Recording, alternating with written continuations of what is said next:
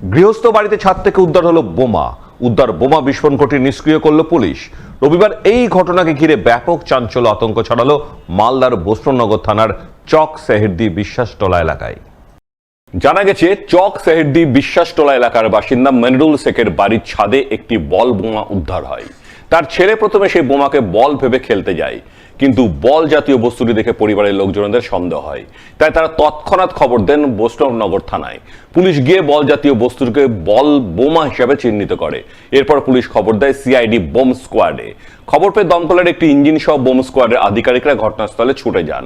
এরপর তারা বল বোমাটি উদ্ধার করে ফাঁকা জায়গায় নিয়ে গিয়ে বিস্ফোরণ ঘটিয়ে নিষ্ক্রিয় করে বলে খবর। ঘটনায় বাড়ি মালিকের দাবি, কিভাবে তার বাড়ির ছাদে বল বোমা আসলো সেই ব্যাপারে তিনি কিছুই জানেন না। তবে কে বা কারা ছাদে বোমা রেখেছিল তা খতিয়ে দেখতে পুলিশ তদন্ত শুরু করেছে বলে জানা গেছে। ওটা বলতে পারছি না, আমি আইসক্রিম দেখেছিলাম, ব্যাটাটা কুমড়ো ভাঙতে ছাদের উপরে চেপেছিল, দেখছে বলটা খড়ির উপরে আটকে আছে। ওই ভেবে ওই কিন্তু হাতে লিয়া বলছে ওর মাকে, বলছে কি খেলবো আমরা, পরে করে বলছে কিনা ভারী ভারী লাগছে, তখনই ছাদের উপরে রেখে দিলাম। জিনিসটাই কিভাবে এলো কিছু বুঝতে পারছেন না। তারপরে পুলিশকে খবর দিলেন। তারপরে পুলিশের খবর। এবার বেআইনি আগ্নেয়াস্ত্র সহ দুই দুষ্কৃতী ধরা পড়ল মালদার কালিয়াচক থানার পুলিশের জালে।